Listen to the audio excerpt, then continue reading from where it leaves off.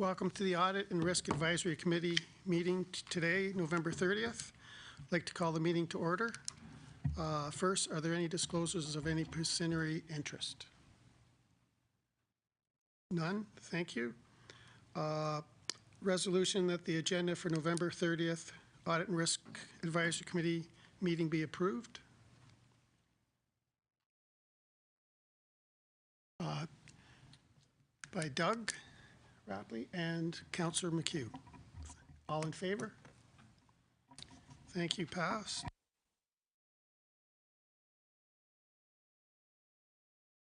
Oh, sorry. Resolution that the minutes of June 5th, 2023 Audit and Risk Advisory Committee be approved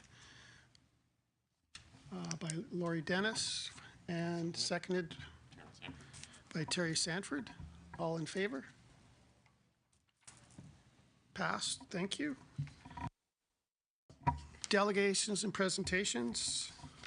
Mr. Jeff Lay, Wilkinson and Company will present the city's audit plan and upcoming asset retirement obligation requirements. Thank you.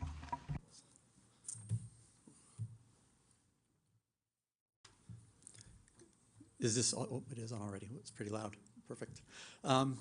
Just wanted to thank you when I get started once again on behalf of the partners at Wilkinson and Company for continuing to have us as your auditors. With me today is Rachel Lidstone, who's going to be the manager on the audit this year.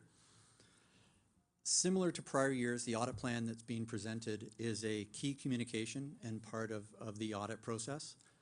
It's the, before we start, outline who's responsible for which portions of the audit, as well as any new accounting pronouncements or any new accounting requirements that are there for the year. It also, a key portion of this, and there was in the package a copy of the independence letter, similar to, well, probably the last 5 or 10 years of doing this. One of the key components or requirements of us doing the audit is that we maintain our independence. That's in appearance and in fact. Nothing's come to our attention that we're aware of that would impair our independence. I would ask if there was a concern that anybody had, or if you are aware of anything that you feel may impact our independence, either please bring it directly to my attention, bring it to Caleb's attention, he can pass it on to us, contact our office directly if it's not something that you wanted to talk to me about, but I would ask if there is any concern that anybody has. I'd rather deal with it before we start the audit than find out after the statements have been issued that someone did have a concern. There hasn't been anything in the past, but I always feel that it's important to bring this up before we start. It's the things that we're not aware of that will end up causing issues. This audit is a risk-based audit. By that, we review the information provided to us, our knowledge of the organization, and identify key areas of risk in the corporation and tailor our audit procedures specifically for those risk areas. Fraud risk is an area that is becoming more and more prevalent in audits and just in society, it seems in general. We've not been made aware of any suspected potential or actual frauds that have taken place in the past year.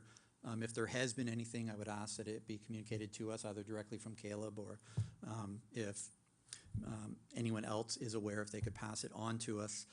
And we understand there haven't been any changes in the policies that are currently in place in your organization to address fraud risk. Some of those are adequate segregation of duties. There's an actual policy and procedure, I'll say manual, but in place that you have in order to reduce or attempt to eliminate as much as possible that risk of fraud occurring. For the current year audit, we haven't seen and we haven't gone through any of the interim financial information yet. So preliminarily, materiality has been set at the same level as prior years, which is $600,000. If when we receive the final information, there's a need to adjust it, or it felt like it should be adjusted, that would be communicated to you. But currently it's at $600,000, which is the same level that it was at last year.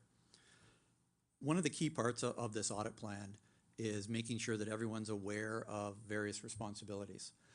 So it's all in this package in the appendices, but management's responsibility is primarily to prepare the financial statements, design and ensure that the internal controls and policies to ensure that they're operating have been implemented, and to select and ensure that the accounting policies have been implemented. Council's main, from the audit standpoint, main responsibility is to review and approve the financial statements that have been prepared. You're required to provide oversight on management in their accounting function, and you're also required to ensure that we're independent, or if there's any independence issues, they are addressed. For the current year, and this was mentioned last year as well, there's 2 new accounting pronouncements that are relevant for you this year. The first one is PS 1201 and 3450, which is financial instruments. Not likely actually relevant for you in terms of what you have in your organization. It's primarily on certain gains and losses or remeasurement. You have to have a separate statement. A lot of it's dealing with foreign exchange. So there isn't really a lot of foreign exchange remeasurement and revaluations for you. Therefore, that one's not likely going to be relevant. There's nothing that we saw last year that would make that one relevant for you. The main one, and you mentioned it when you indicated what I was up here for, is the asset retirement obligations, which is PS 3280. It's a new pronouncement that requires you to set up any obligations where you have a legally required obligation to deal with the retirement of an asset. And I know through talking to Caleb, it is being worked on currently internally, determining which assets are required or which assets fall under this new standard and how they're going to be accounted for. We're available to assist, and we'll be working with Caleb and his staff once it gets a little farther down the road where there is numbers that they would like us to look at prior to the start of the audit, just so we can ensure the audit runs smoothly. Next year, there are 2 more new pronouncements that will be for the 2024 year end. PS 3400 is a revenue recognition criteria. Certain types of revenue, certain types of contracts, it's just making sure that the revenue, that the cutoff of the revenue is adequate in terms of the types of contract. A lot of it has to do with fee-for-service type arrangements, making sure that you're recognizing the revenue when the service is being provided, or when there's no longer, once it's certain that the fee has been earned, it gets recognized instead of trying to defer it and push it down the road. And the second one is PS 3160, which is public-private partnerships, which deals with public partner infrastructure projects that are ongoing. That would be for the next year. We haven't really looked into that one yet to see whether that one would be relevant for you. That'll be as we work through the current year audit, we'll take a look and see whether that one is something that needs to be looked at for the 2024 audit. That was all I had initially planned, unless there was any questions from anyone or comments. Anyone have a question? Councillor Quinte? Can you give us an example of an item that would be a required retired asset? Or maybe Caleb could. Caleb probably already has a list. One big one, if you have a building that has asbestos in it that you know is going to have to be dealt with down the road, and you know there's going to be reclamation costs, you're supposed to determine and set up those liabilities now instead of deferring them till down the road. There's probably a lot of other ones that they already have a list of internally, but that would be a kind of fairly straightforward example of that. So on paper, we would have a retired asset, but we still might have it as an asset, or is it now a liability? You have a liability on the books for the future costs to clean up the site. Well, we'll just get rid of all those then. And we don't allow any fraud in our organization, just so you know, so we should be good. Yeah. We frown on that. Good. If the city was not using an asset, does that mean that asset would have to be written off entirely? Going to say not, it would depend on what your definition of not using. If there's future plans for it, potentially, but it still comes down to if at the end of the useful life of the asset, there will be costs incurred to, quote, retire the asset, to reclaim the asset if it's in order to make it so that you can demolish it. There's certain costs. If you're going to incur, I use asbestos as the simplest one. If you know there's going to be future costs, whether the building's being used or not now, shouldn't change whether or not there are those reclamation costs at the end or asset retirement obligations. Thank you. Any other questions? Chair, Sorry, I just might put it into context because there are two existing that the committee might not know of: landfill liability and employee post-employee benefits. These are two liabilities in the future that we know the city would have to be responsible for. So we account for those on the statements. This is almost kind of a third line item now for other assets not named the landfill that we would have a post period a liability for. Can I ask a follow-up to that? Absolutely. Go ahead, Councillor Quinte. You mentioned, is it staff wages? Or what was the staff issue? Through you, Chair, the post-employee benefits. So if we have Employee an agreement benefits. to pay for an employee's benefits, let's say after retirement up till 65, that is a liability we own. So even if we dissolved as a corporation, we would still owe that to those employees. Okay, thanks. Any other questions? Oh, you get off pretty easy. I guess I better ask another question. The materiality limit hasn't changed from the year before yet. Inflation's gone up like 10%. I'm just wondering why materiality limits haven't increased with all the costs. It may once we get the actual numbers, but it's set. It's not 600,000 as a set number. It's actually, if you have the package on page 3, we're using 0.8% of the budgeted expenses. So once we look at the current year activities and see what's there, that's our starting point. There is also no hard and fast, here is the calculation, here is the number. It's a ballpark number intended to be the level that anything above that could potentially impact a decision by the user of the financial statements. So there's things that, dollar amounts slightly different that I would use as an example. We come across an expense that wasn't recorded. It should be, but it's for $30,000. It's not going to impact the financial statements. It's not going to change a user's decision on the statement, so we just leave it. Caleb records it next year, no big issue. Once you start to get up closer to that $500,000-$600,000 mark, if I asked everyone on council, would it change their decision about the statements, you'd probably get some saying yes, some saying no. That dollar amount starts to get to be significant. Here in 600, there could be a $500,000 error, but we're still issuing the statements because it's not material.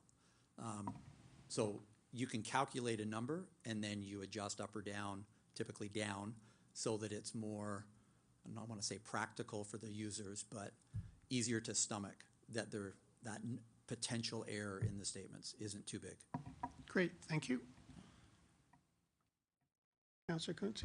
I just like to make one more point because not everybody fully comprehends what an audit is, and trying to keep it in the simplest form I have for my own brain is like a snapshot of the city's finances on one particular period of time. And you go through all of the accounting processes to make sure that the corporation is following all of the processes in the correct and legal manner. And if you see some deviations, you start asking questions and get the answer. Correct. And once the audit is complete, then there's a whole bunch of different organizations that want to see our financial, like if we're borrowing money, for instance, or if we're applying for funding through the federal or the provincial government, or maybe somebody wants to give us some money, that would be nice too. And by the way, if you do want to give us money, we do give receipts. And they may ask to see that information for funding purposes. Thanks. No more questions. Thank you very much for your presentation. Thank you very much.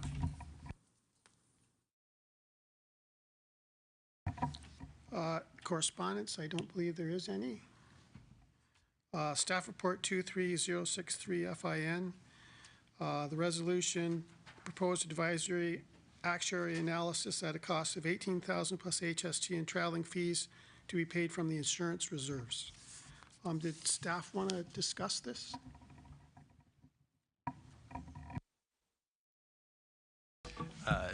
Through you, Chair. So we've been working with our insurance company on the renewal and just a bit of analysis on risk and risk management. They've provided us a cost estimate, as you can see in the attachment, around doing an actuarial analysis, as well as some information around our retention.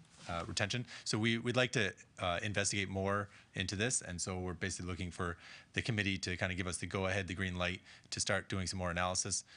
This will allow us to take a better look at our insurance deductibles and what we can do there with more data and information behind it. Thank you. Would someone like to move this resolution? Councillor McHugh. Seconded by Councillor Quinte. Any questions on this? Chair, I have some questions. Yes, Councillor Siddell, go right ahead, please. So I guess I'm wondering, with the actuarial analysis, the result of that, would we then get suggestions back to not just to staff but to council as well, what we might or could be doing differently to help reduce our insurance costs? Is that the suggestion as to why, if they collect the data, they are going to be will get something back to maybe through this committee as to what we can be doing differently to try and reduce our insurance costs? Through you, Chair, that's exactly right. There will be actual assessments of value of properties. There will be assessments of actual liability, so general liability claims, slips and falls. So knowing some of those projections and the actuarial analysis on those things will then come back before council or this committee to make better decisions on where we feel we can, let's say, self-insure or decrease premiums and make better decisions that way. So that's exactly right. Just to follow up, when do we expect, if we do approve this today and it goes, gets approval through council, I'm just wondering when we would potentially get those results back, when it could be done. Yeah, through you, Chair. So this is a multi-year project. So the insurer is paying for most of the analysis, and they'll be done in phases. So property will be done separate from liability with their resources that they have. And so it'll kind of be a phased approach. If we have enough information to make a decision around simply our deductible on general liability, we'll bring that back first. And there's a potential that that could come back for the spring Audit and Risk Committee. The ones after that could be in the fall or spring, the next time we get to the Audit and Risk Committee. I think our goal is to bring it here unless there's kind of a time sensitivity, and then we'll bring it to council, or I'll talk to the chair about setting another meeting. At this point, you'll see further down in the report, there is an insurance renewal that we've brought forward to you, and there's some options in that insurance renewal. Usually, the actuarial analysis will help you make better decisions on your insurance renewal. And so that information will be, ready not only in the spring, but as well as the fall next year for this Audit and Risk Committee. Ask another question? Absolutely. Councillor Siddell, go ahead. Okay, thank you, Mr. Chair. So the renewal, the 12.66% increase, the 189,555, you're saying that this is what our increase will be, but there may be some other options later in 24, but this is the actual number that's going to be going into to our budget for 2024. Is that? That is correct. Yep. Okay, and I guess my last question will be in regards to our insurance. Because I'm new councillor, not sure when the last time was we went out did a request for proposal for other insurance companies, if that's been done or what the results were. Yeah, through the chair, that was last done in 2019, where we went to market. It was an RFP and BFL was the award. The award went to BFL for that. And so we could consider. Do we have a timeline? End of 2025 would be the next time.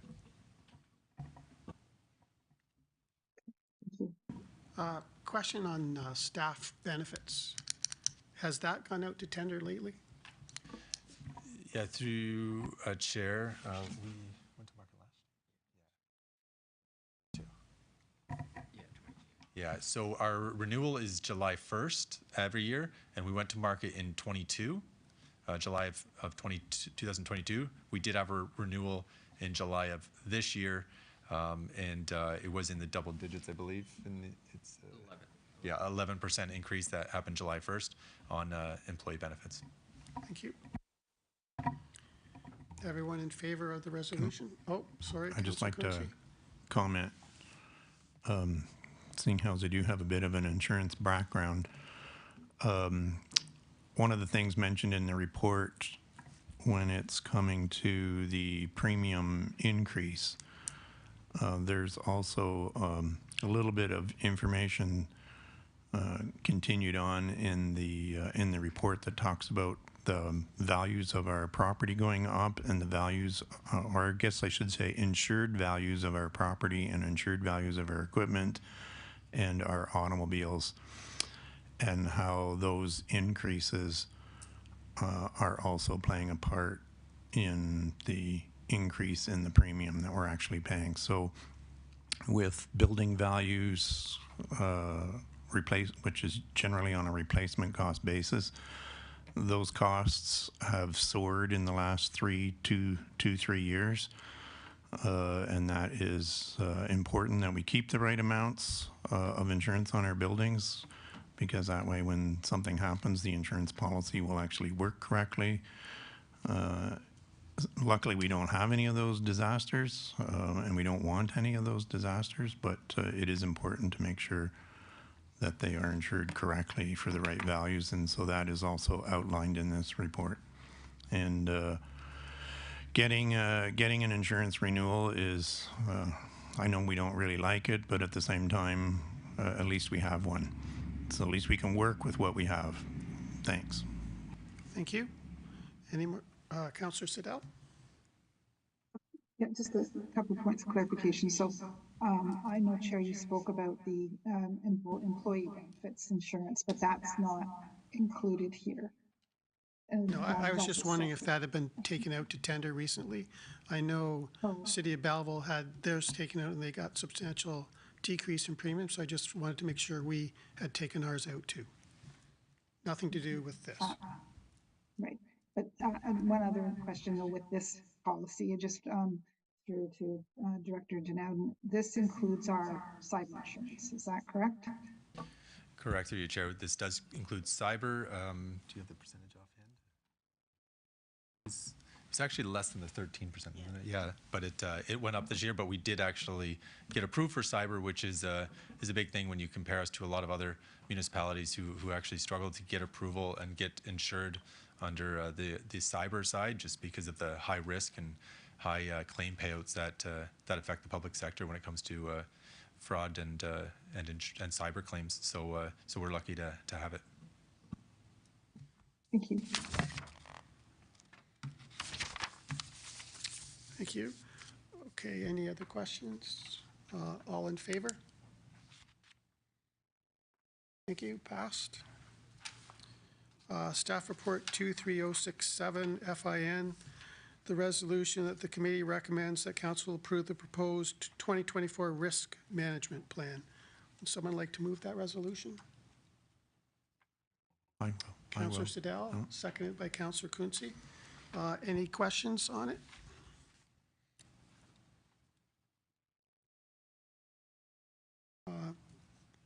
Then all in favor? Thank you. Passed. Staff report 23065 FIN. The resolution committee received the 2023 audit plan and engagement letter as information. Someone like to move this resolution? Councillor McHugh, seconded by Laurie Dennis. All in favor? Passed. Staff report 23074 FIN regarding BMA Municipal Study 2023 Quinte West benchmarking. And the resolution is to accept this as information. Would someone like to move that resolution? First, we have to read through it word for word. Okay, I'll see you next week. Yeah, I'll move it, but that's a mouthful. So if somebody really likes statistics, they'll like the next 100, or no, 400 and some pages of it. Move, Or maybe it was moved by more. Terry Stafford and seconded by Councillor Quinte. Okay. Now discussions on this. I'm sure there'd be some on this. And questions? Yeah, I just, Mr. Rapley? It'll light up. I guess I'd like to ask a question through the chair of when I read this document, and it places the cities, and it's very hard to understand the document, I would wish there was a summary of this document. But I guess I want to know your feelings of that document, how the city sits in that. It seems to be that study has already started, in a sense. So I'm a little confused about maybe The staff who I'm report, asking this question of. the staff report, there was a summary of it, if you look at it. Now, at the very end. No, there's a staff report that summarizes that report. If you look at 23074 FIN, okay, and in there, it gives the different comparatives.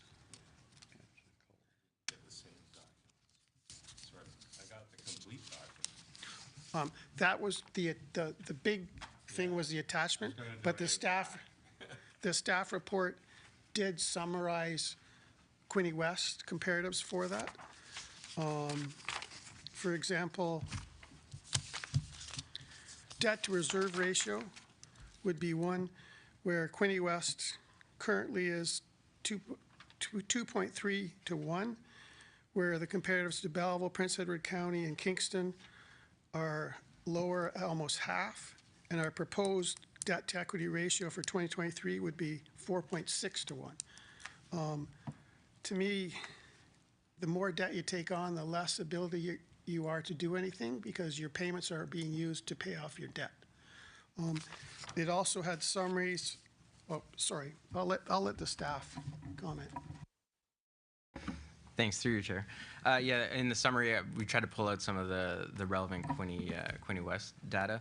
This was just the draft BMA study, and BMA study, not all municipalities opt to go into the BMA study, so it's like 140 some municipalities that they're grabbing the information from and summarizing it. And they do provide, this is just the draft, they do provide another one that's strictly a summary of Quinte West, and then their website, you can go on their website and you can put many different criteria in different areas and just Quinte West, or you can group it however you want and see different things. So this is just a draft. There's more to come once BMA finishes the study. But in the staff report, I tried to pull out some of the more relevant Quinte West comparing to like our regions like Eastern Ontario or Ontario if there was no Eastern Ontario. Thanks. When I read the report, I saw green and yellow and where the city needed to take action and not take action in a sense. I don't know if it was relative to action, but the point I'm trying to make though is I don't have this information, the risk management information, so I must have been sent a package that doesn't make, it was just that complete thing. There was no summary that I can find, and I'm not sure if these guys have found a summary. I got it online. So maybe was it added to the minutes recently? It's kind of hard to talk about it if I don't have that, that's all. And maybe it's my fault. That's right there. I have that, but it didn't have a summary in there that I remember. Is that it? It's okay. Can somebody help Mr. Rapley find the summary? I have to look online now. Well, if it was printed out, it should be. Attached to the minutes. I just couldn't find the summary. Management in it, so it is a huge file. Yes. Yeah, through chair, Agreed. we through the clerk's part, we do offer to print the agenda or the material separately. Anyways, if is there any confusion, maybe after the meeting, we can just talk about the best way to communicate with you to make sure you can access the agenda, because we do have, and we did have it ready for everyone. The material is complex enough. It needs sometimes a little more simplification in the way it's directed to the committee members. Maybe the people beside me are much more experts at finance than I am, or especially at liability insurance. The one thing I pick up is in the summary on insurance, it talks about completely dropping the, I can't think of the word, the deductible. It's got it up to $100,000 deductible. So it seems to be the way that insurance has been slowed down the growth, has increased the deductible. I'm wondering if they're heading to the direction where they're not going to have deductible. So that's where I read it, because it sort of reads that in this memo here. And so it just brings up, all I wanted to know was, relatively, do you feel that in that evaluation that Quinte West sits in a good position? That's really, I guess, because after reading it all, I couldn't tell you. Yeah, through the chair. So the summary of the BMA study, which Mr. Hodge kind of summarized kind of where we fall, I think it's kind of evident there that when it comes to property taxes, Quinte West is considered low, so lower end of property taxes. Debt is a bit high, reserves a bit low.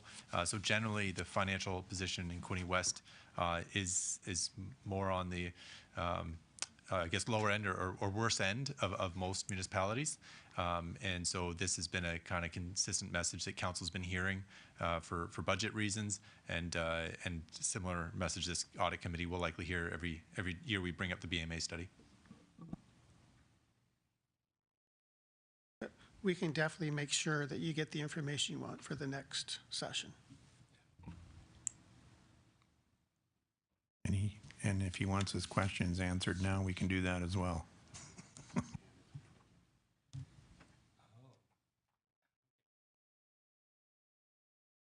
I don't understand. That's what's confusing to me. He's got a package that's different than what I have.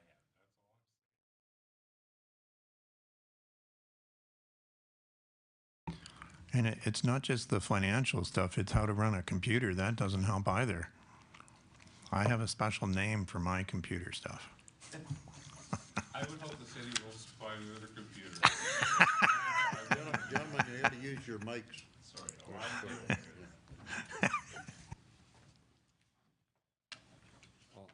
Shelley. Councillor Siddell? Yes, I have, not sure, questions or comments. I guess a question about this BMA study is whether or not the city actually pays for it, because if there's only 144 municipalities that are contributing to it out of 444 municipalities in the province, I'm just wondering, why we get it, and if that is because we do pay a premium for that. That'll be my first question.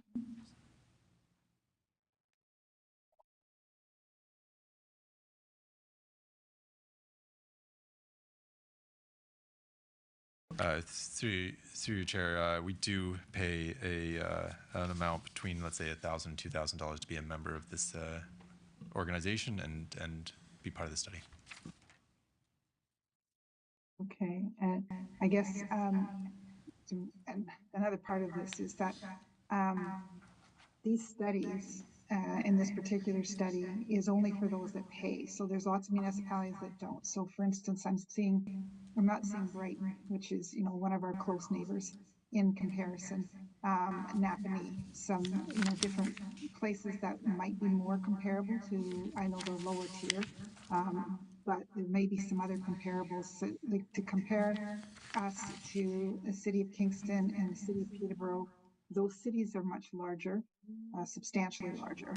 As you get closer to the GTA area, you also have difference in your household income. So I think that, this study, although I can appreciate the issue with the debt, I'm not quite as bought into the idea that our taxes are actually low. I think they're low in comparison to it's the ones that are on this list, but I think there's some other comparables that we should be taking a look at. I've seen the BMA study for a number of years, and I've seen sometimes you can, pull the numbers and they make us look like we're in a certain position. So it's all statistics, and it is hard to compare any municipality apples to apples.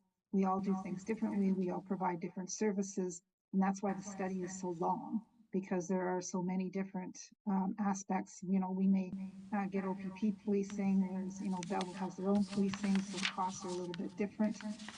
There's all kinds of things that go into these numbers. So they may be a thumbnail sketch as to what is going on, but my own feeling is that we would need to wait until maybe the final study is done, maybe take a look at the province's VIDUS report. They also have a database that's available for all 444 municipalities that file their FIR, and maybe pull up some other information as well. So I agree, this is a lot of information and it can be very confusing. It's a lot of data, but I'm just not sure. I mean, it's good that I guess we are in the study. I'm not sure that we really get our bang for our buck because it is hard to follow. Thank you. Any other questions? Councillor McHugh? Yeah, just a comment. I'm just amazed here. Actually, I can remember when they used to talk about the sunshine list, $100,000 was a lot of money. But according to this, the average household income in Quinte West is just about $700 shy of $100,000. I just find that hard to believe that the average income in Quinte West is $100,000. I have to assume they got the information someplace, but I just personally find that hard to believe. It's household income. I know, that's what I'm saying. Total household income, $100,000, yeah. Thank you. All those in favor? Passed. Thank you. Staff report 23070 FIN. The resolution committee recommends that council approve the 2023 investment policy statement as presented as part of the annual review. Someone like to move this motion? Councillor Quinte. Someone second it? Mr. Bradley? Thank you. Any questions or comments on this, please? Councillor Quinte. Can we buy some GICs?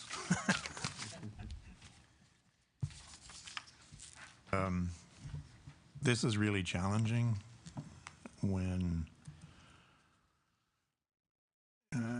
as an investor, because I also am an investor for my own personal wealth, and I'm sure lots of people maybe are, maybe some people aren't. And since starting this, I did have concerns in the beginning, and then I talked to some professionals who are investors and made me feel better, and then we jumped in, and then everything went south. So we are struggling, and this is making it hard. So I just want to see that our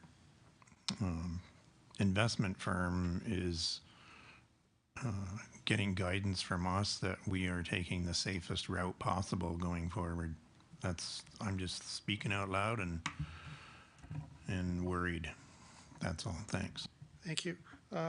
Yeah, the investment's down 1.3%. Well, on 33 million, that's almost $400,000. Where if we invested that at 5%, which you could probably get, you'd get 1.7 million.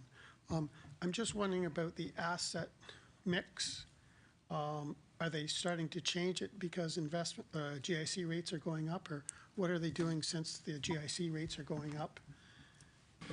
Through the chair, there's a one joint investment board that keeps the fund managers accountable to the asset mix. They do look at the length of time that we say that we need those funds. So if we don't need those funds for 10 years, they will invest accordingly. If we need it in 2 years, they'll invest accordingly. So in that regard, they will invest in GICs or corporate bonds if they're short-term funds. Longer-term funds are in equities. I, as a director of finance, do not decide or tell the fund managers how the funds should be invested. We leave that to the professionals. And agreed, it's unfortunate in the short term, the 2-year term, we haven't seen great returns, but it has reflected the S&P 500 and then the overall stock market over the last 2 years. And we continue to hope that over the long term, it provides returns as the S&P and the overall index has over the 100-year period, which has outperformed GICs and corporate bonds. But yeah, we leave the investment strategy to the investment board and the fund managers. Thank you. Any other questions or comments? Follow up on that. That was Councillor Quinte. exactly what Director Denowden just said. That's exactly what the investor professionals that I spoke to, which was not this same group. I know some people in my circle of influence, and so those were the people that I reached out to, and they all say the same thing, that the stock market, and not that all of our investments are in stocks, they are spread over quite a numerous range of products that many investors do. And if any of you also have an investment agent or a broker or a professional financial services person, they're all going to say, you know, spread your investments wisely and you'll do well. And that's hopefully what's going to happen for us here at the City of Quinte West. And we haven't really lost any money. It's just all numbers right now. We put this money in and we don't really need it right away, so that's why we put it here. The only time that we'd actually lose any money, if we take it out and have to use it somewhere and we take out what we need, then that's when we actually lose money. Then we know where it is. It's right here. Well, in this investment fund. I'm sorry, it's not right here in my computer. It's in the investment fund. And that's the time when it's time to take the money out, as Director Denowden stated, that we've instructed the investment firm that, hey, we're going to need this money in 2 years, or we're going to need this money in 5 years or 10 years or whatever it is. And they make appropriate decisions based on that information. So some of it we're going to need shortly, and most of it we won't need for quite some time. Anyways, just a comment. Thanks. Thank you. Well, to be fair, too, when we borrowed this money, it was roughly around 2%, was it not? In the interest rates for No, GICs and stuff? We borrowed money to get these investments. No, I'm pretty sure these were assets we already had. We didn't borrow any money. This investments are a cash flow exercise, so they're based on the reserves that we project to have throughout the year and the cash balances. That timing was around the time we also probably took out debt around 2%, so you might be referring to that.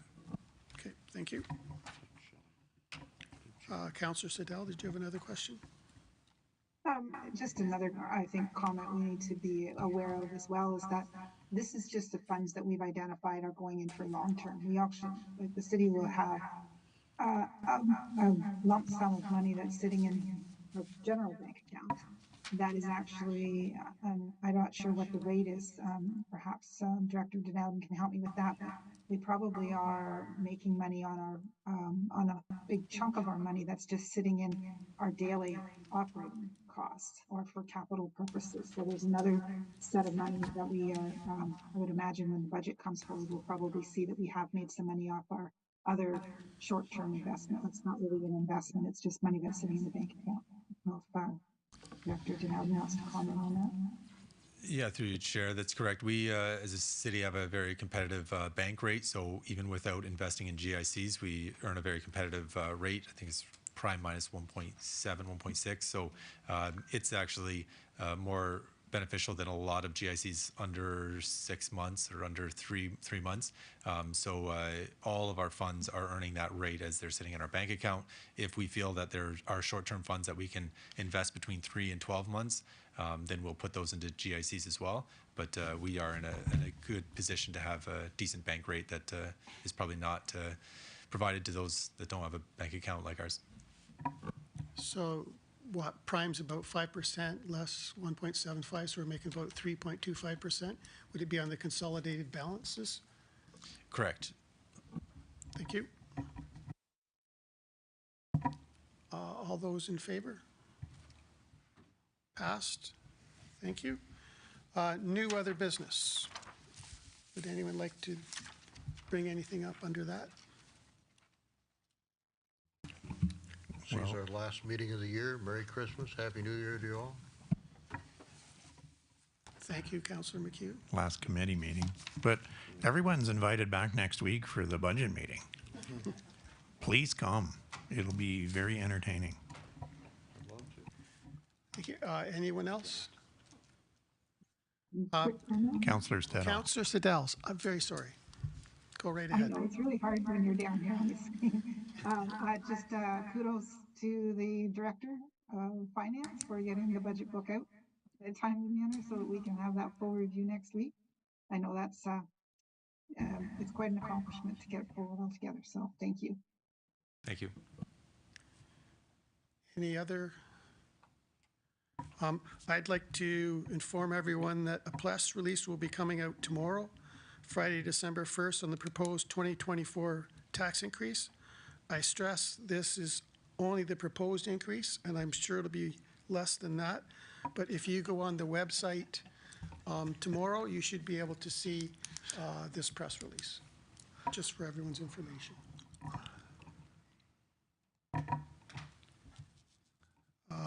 Okay, no other? Okay, for adjournment, resolution for adjournment, Councillor McHugh, seconded by Mr. Browley. Those in favor?